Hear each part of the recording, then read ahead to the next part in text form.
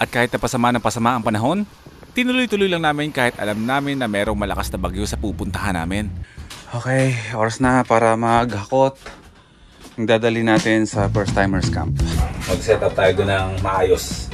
Set up tayo ng mabuti. Siguro mga 1 week before the event. Okay, andun na kami para makatulong-tulong. So kung gusto niyo mauna doon, bago mag first timers camp, pwede naman. Pagkatapos ng mahabang pag-aantay ng eroplano para makabalik ng Luzon, finally, touchdown Manila.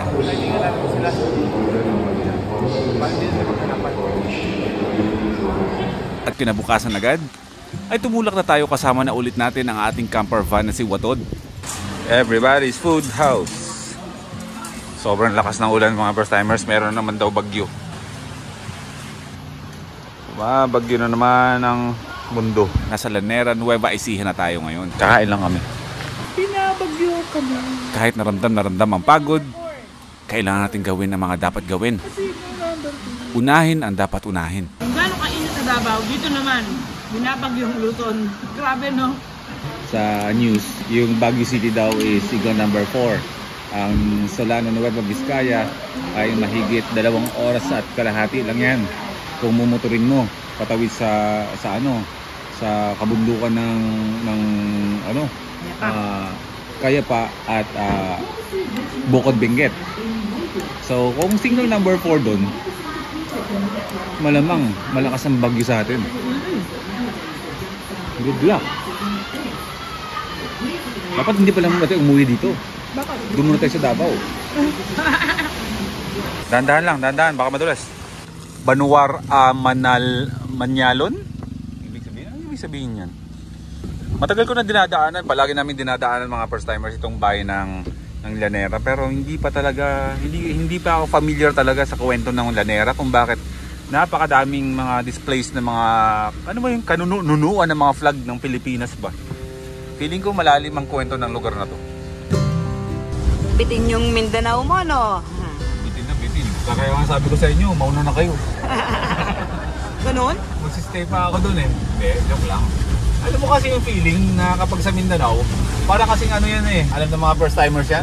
Lagi kasing bukang bibig ko yan na kapag nasa Mindanao, lagi ko sinasabi na gusto ko yung Mindanao. Yung parang pag napupunta ka dun sa lugar, Mindanao, kahit saan ka mapunta dyan, parang meron siyang magnet. Oh. Na parang uwian na pero ayaw mo pa. Yung pagod ka na, pero gusto mo pa rin mag-ikot. May ganyang factor ang Mindanao eh. May mga taga Luzon na iba yung tingin kapag Mindanao. Natatakot agad sila eh. Pero sa ating mga nakapunta na ng Mindanao, nakapag-explore na doon, alam natin kung ano yung kabaliktaran ng tingin ba ng mga tao dito sa Luzon, sa Mindanao. Babalikan natin ang Mindanao very soon. Pero ngayon, pabalik tayo ngayon ng Solano, Nueva Vizcaya. Baha na rin dito. Baha na. Weather forecasting na yung vlog natin. Hey! Sa kadahilanan na unang-una, kailangan namin haputin lahat ng mga camping gear namin sa Alitaptap Base Camp kasi andun lahat. Kasi nga, once na pagbaba namin ulit ay hindi na muna kami babalik ng Nueva Vizcaya hanggat hindi natatapos yung First Timers Camp 3. Kasi syempre may mga preparation yan, marami pa tayong dapat gawin. Kaya dito muna kami maglalagay. So puunin lang namin yung mga gamit doon. And then yung pangalawang reason is dahil nga sa Davao, sobrang init ng panahon doon. Kumbaga, na-excited kami na bumalik sa Alitaptap. Malamig doon. Uwian muna natin. Tapos ganito pala. May bagyo pala dito. Signal number 2 ba sa Solano? Oo. Tapos signal number 4 sa Baguio. Ang gagawin lang natin dyan, mag-iingat lang tayo kapag may mga ganyang klaseng panahon na pagbagyo ba. Wala tayo ibang gagawin kundi i-secure yung pamilya natin, mga gamit natin, at panalangin na ingatan tayo na walang mapano sa atin, di ba? Correct. Kalikasan yan, hindi kontrolado yan. May mga ilang araw pa naman. O diba, sino bang hindi na-excite sa magaganap na First Timers Camp 3 na yan mga First Timers, dahil ito na yung pagkakataon na ang boy first time ninyo at kayo mga First Timers magkakasama-sama na tayo sa isang event. Magkakwentuhan tayo, magbabanding tayo ng parang wala lang, na parang pare-pareho lang tayong campers doon. At syempre, madadagdagan niya ng mga kaibigan natin from malalayong mga lugar ng mga vloggers din. Sila Chef TV, General Camote, Sir Mel, Pau Adventurer, Mayor TV, Junengero, Hampas Loopers, at marami pang iba. Si Commander Daot ay pupunta rin from Davao City. Lilipad siya dito para makihalubilo, makibanding sa atin. Magiging masaya itong camping na ito mga first timers. Sana gumanda lang yung panahon. Kapag naramdaman natin na medyo hindi maganda ang panahon, meron itong sikreto para gumanda ng panahon. Magbaon daw tayo ng itlog daw sa lupa, sabi nila. Ito rin natin kung buubra ba yun.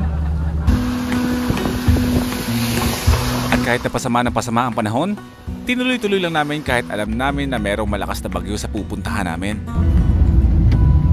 Mahamog na ang lugar, sumisipa na rin ang lamig. Okay, touchdown! Welcome back to Nueva Vizcaya! Grabe, hamog na hamog dito mga first timers. Sobrang lamig. Sobrang lamig. Kanina pa kami nalalamig dito.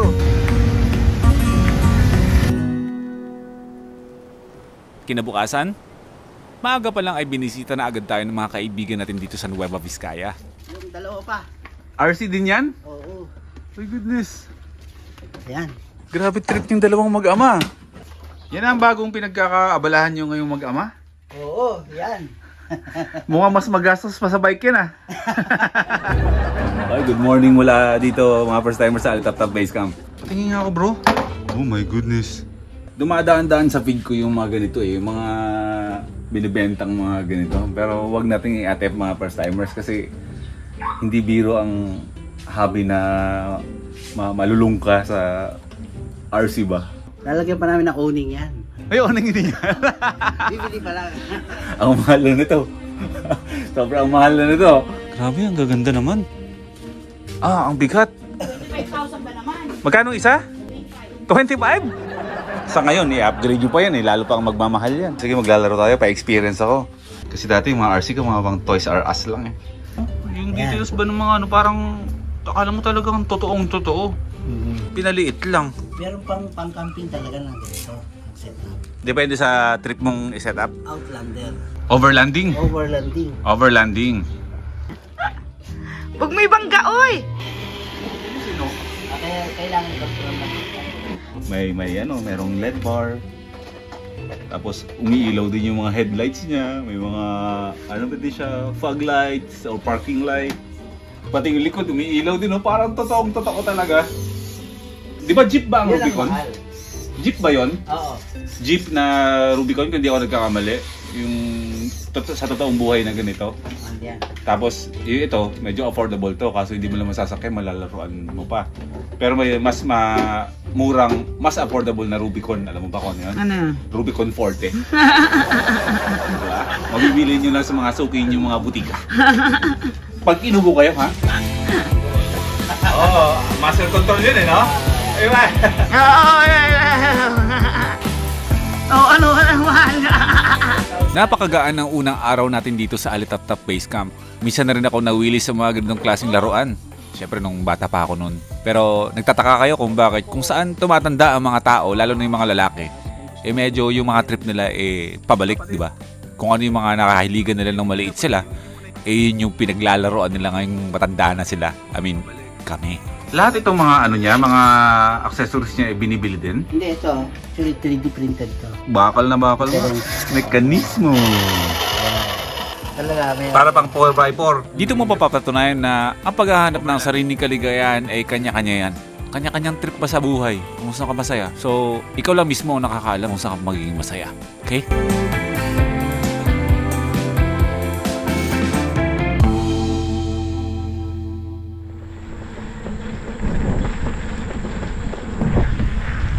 Let's bike! Exercise day.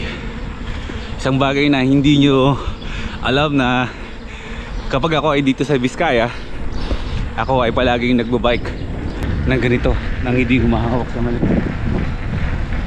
Charot yabang. Morning po! Napaka-approachable ng mga tao dito sa Vizcaya. Paano ko nasabing approachable? Kasi nung in-approach ko sila, in-approach malabo. Kaya approach ako. Hindi, joke lang. Hindi, walang hindi palabati at mababa itong mga tao dito sa Vizcaya. Kaya nung nagbaban life ko dito overnight na natin kung saan mga sulok-sulok. Hindi ako natatakot.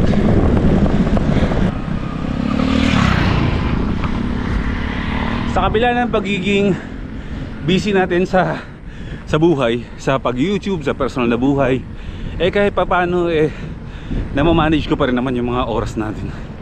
Nagagawa ko yung mga pansariling gawain tulad ng ganito, pangangalaga sa ating kalusugan. Ito hindi nyo napapanood talaga kasi hindi naman ako nagbablog habang nagbabike pero dahil nga imbis na magbaban tayo papuntang palengke para mamalengke, sabi ko isasabay ko na lang yung pamamalengke sa pagbabike. So samahan nyo muna ako mamalengke habang ako ay nag-exercise dito.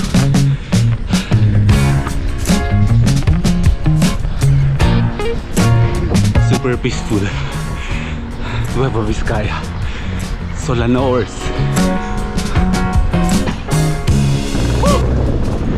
In time kapag tayo ay pinagpala, bala kong magdala ng bisikleta, bala kong magdala ng motor, baliit lang ng motor sa loob ng camper van para anywhere man tayo pumunta, sa kahit sa sulok man dito sa bansa natin, meron tayong motor na pang secondary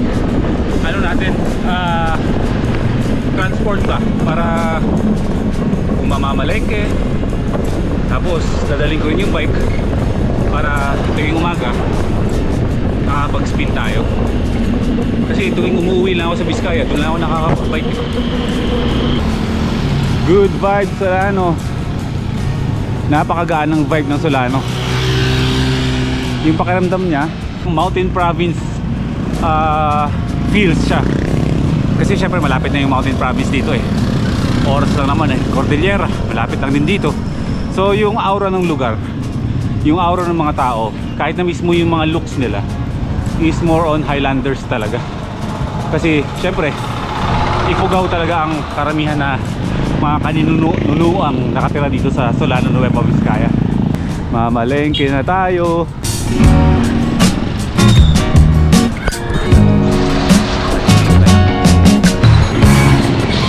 Ang sabi naman slow down, hindi no parking, di ba? Magkano po dito? 110 po. Oh, isa po nito. Magkano po dito sa kakanin? Pabili po ako nitong dalawa. 50 ang isa. Sige, pabili ako po. Dali ko na lang po dyan. O, sige po. Sige po. Salamat po.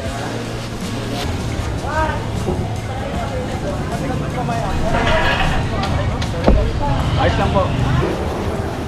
Pwede na yan. Pwede na yan.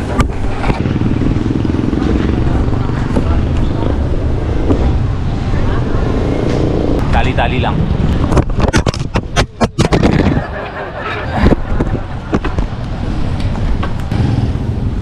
Nahulog na yung GoPro, parang wala lang no? Kaya nga nabili mo yan ng mahal kasi nga para dyan, durable. Sabi nyo kaliit-liit na gadget, di ba?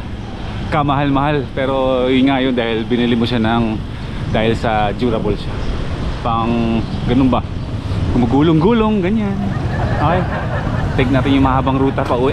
May malapit pero doon tayo sa malayo para sulit yung ating exercise. Tumbukin natin yung dulo ng bypass. Bypass tayo dadaan.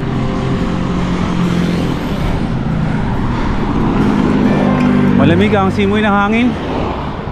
Mga nakaraang gabi dito sobrang lamig. Kasi sobrang naghahamog. Nagtutubig yung loob ng base camp. Yung mga yero namin, mga dingding, nagmumoist, tumutulo dahil sa sobrang lamig. Pag diniretso mo yan, Isabela, dito sa left ko, yung mga kabundukan dyan, Ifugao na yan. Kaya malamig. Malapit na tayo pero malayo pa.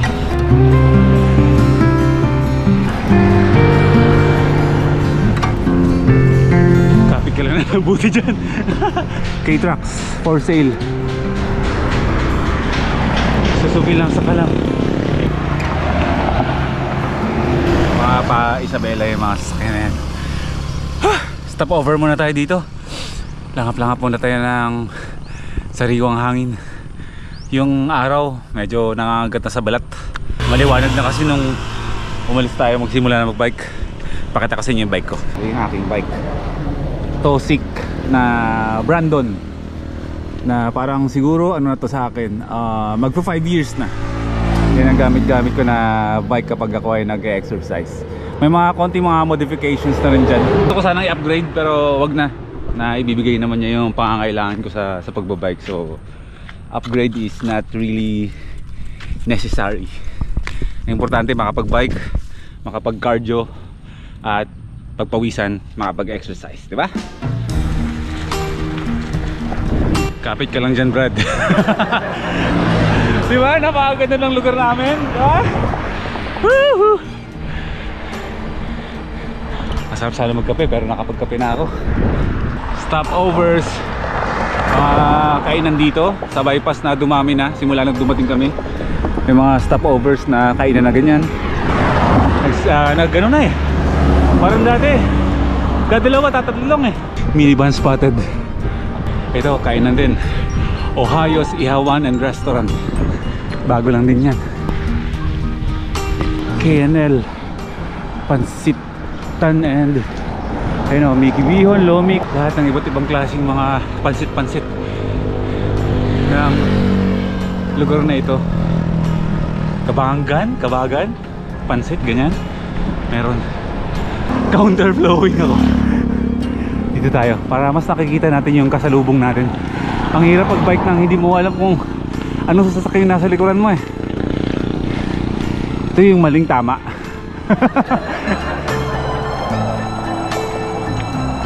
Bundukan ng Nueva Vizcaya, napakasarap pagmasdan.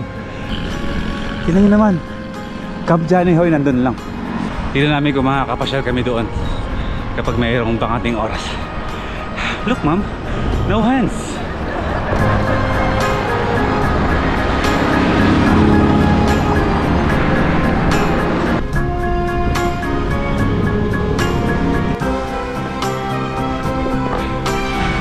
Lapit na tayo. Morning, Watod. Base camp na tayo. I'm here. I'm back. Safe and healthy.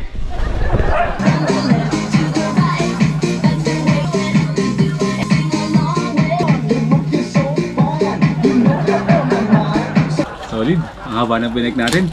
Pawis-pawis. Siyempre, pagkatapos mag-bike, pagkatapos natin magpapayat, magbawas ng taba, maglabas ng toxin sa katawan, kakain tayo ulit ng kakanin. Favorite. Yes. Kasaba cake, kasaba na merong cheese. Masarap yan. Mas fresh to kasi yung kahapon. Oo. Yung kahapon parang nung kahapon pa eh. Para makip yung ganitong klaseng katawan. Hindi naman kailangan kapag nag-exercise kayo, sinasabay nyo ng diet, kumain kayo na mabuti, tapos mag-exercise kayo kasi nababurn at nababurn yan. Yan, habang tayo ay nagpapahangin dito sa base camp, nood lang muna tayo kay Bro Inc, kay Pango Mini Camper Van. Yan, subscribe nyo yan ha. Mahal ko, musta ka dyan? Okay naman. Parang hindi. Naglalaba kasi kami dito. Yan, at habang naglalaba ay nagtutulong. Sabay-sabay na nga pinagagawa namin. Pero hindi ako nagluluto, asa nagluluto. Inaalalayan ko lang. Kasi nakulo na eh. Yung binili natin kaninang gulay, eh yung ano, yung halo-halong mga gulay ba? Ang tawag dito? Dinding. Maraming oras na lumipas mga first timers dito sa Alcatraz Base Camp. Ilang araw na rin kami dito. General cleaning kami sa taas dahil ng base camp ay hindi naman natin masyadong natutuluyan. Pero may caretaker kami dito na naiiwan kapag kami ay umaalis. Kapag dumadating kami, umuwi siya. Pero pag the day na mismong aalis na kami, ayun, tsaka siya dumadating dito. Siya yung nag-caretake ba? Sarap naman yan. Bawat lugar mahal may kanya-kanyang version ng building, no? All goods! Alas 11 pa lang ng umaga mga first timers, natapos na namin lahat-lahat ng mga gawaing bahay namin.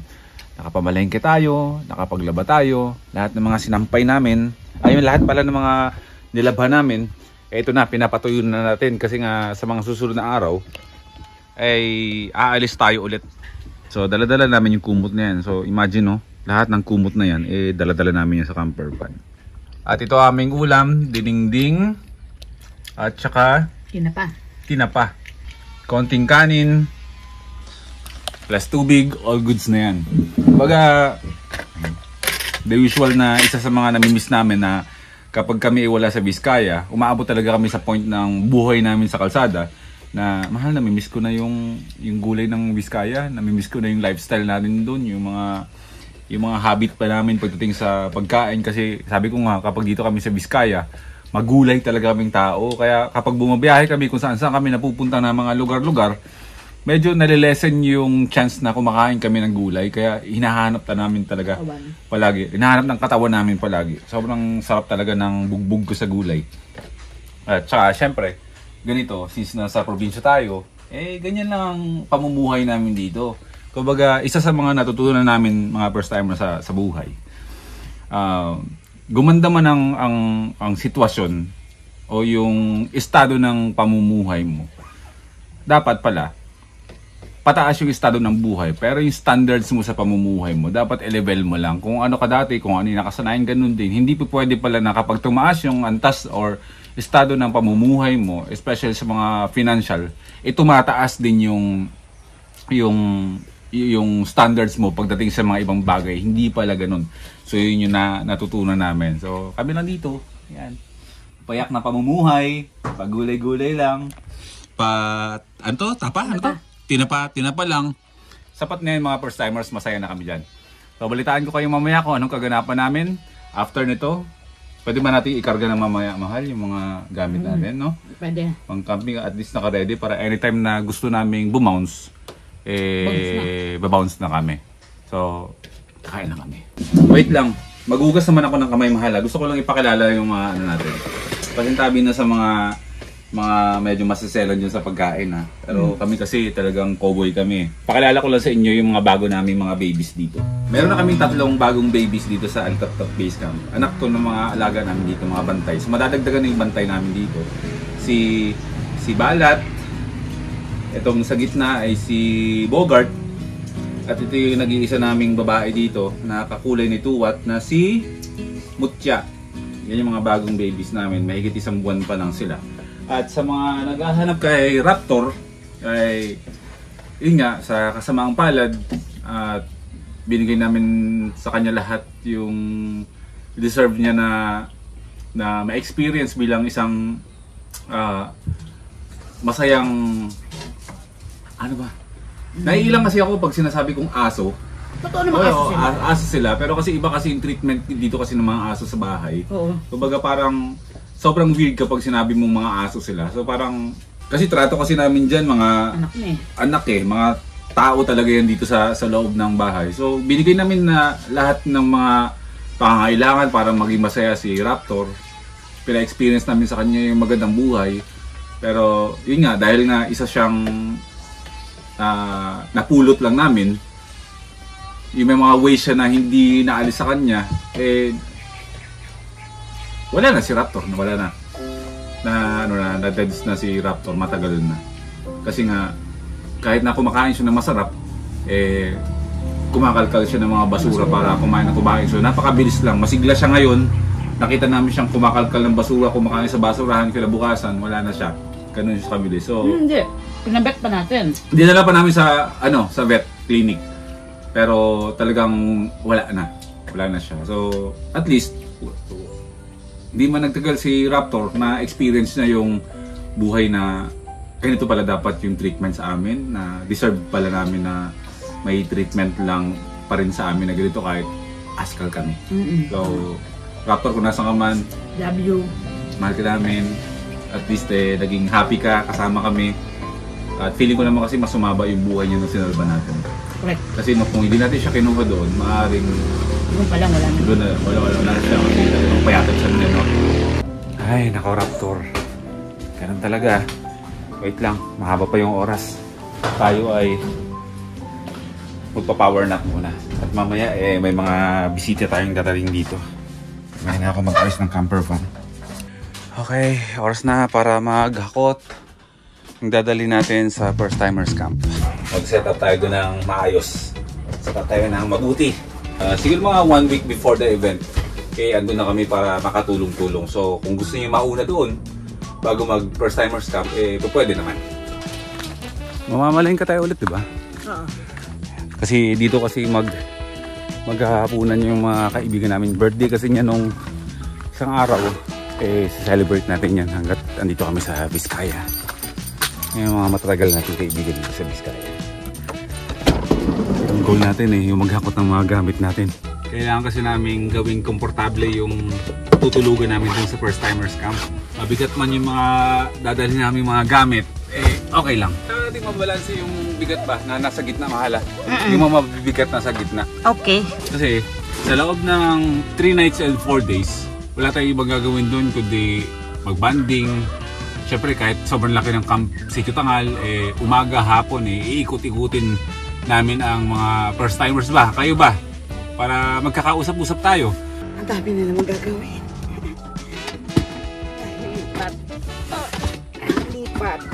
Lipat, tanggal. Gusto namin, yung tutulugan ba namin, yung spot ba namin, yung sobrang komportable ka ba? Kaya kahit na medyo marami kaming dalahin ngayon ng mga gamit pang camping, si-set up natin na malupit doon. Parang nasa bahay ka lang, di ba? Komportable ba? Open pa rin naman, pero malapit na maubos mga first timers, malapit na mapuno. Kaya kung gusto niyo kung sumama sa first timers camp, wag na kayong magdalawang isip kasi once na sinara na yung registration, wala na yon. Kumbaga sagad na. So ngayon pa lang, kung gusto niyo sumama, mag-register na kayo. Nasa comment section yung details. Hindi pa nga tapos yung first timers camp 3. First timers camp 4 na daw sa Mindanao. Pag-iisipan namin. Pag-iisipan namin. Mangyayari yan pero pag-iisipan namin. Okay. Tapusin lang namin yung first timers camp 4. 3 pala, 3.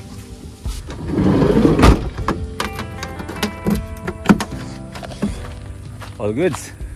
Plus yung mga iba pang gamit natin na nasa Bulacan. Wala, siksik na yan. Okay, mga first timers, dito ko natatapusin yung vlog natin. Maraming salamat sa pagsama ngayong episode na to. Niready lang namin pero hindi pa namin alam kung anong araw kami babalik. Wala kasi kaming plano. May mga time frame lang kami na dapat magstay pero yung mga plano ba namin kung anong dapat gawin, kung ano yung mga gusto namin gawin, wala talaga, super random lang. So niready lang natin. Malay mo, mamayang gabi, bukas ng gabi, bumiyahe na kami at mag-adventure na ulit tayo sa Zambales. Mag-ilog-ilog tayo doon, magdagat at kung ano-ano pa. Di ba? Ititignan natin. Very random. Basta adventures, van life, and camping. Game tayo dyan. Kaya maraming salamat mga first timers sa pagsama. Magpahinga na kayo. Live is ko dito sa Alitaptap Base Camp. Dito yan sa Solano, Nueva Vizcaya. Mahal, barbecue tayo.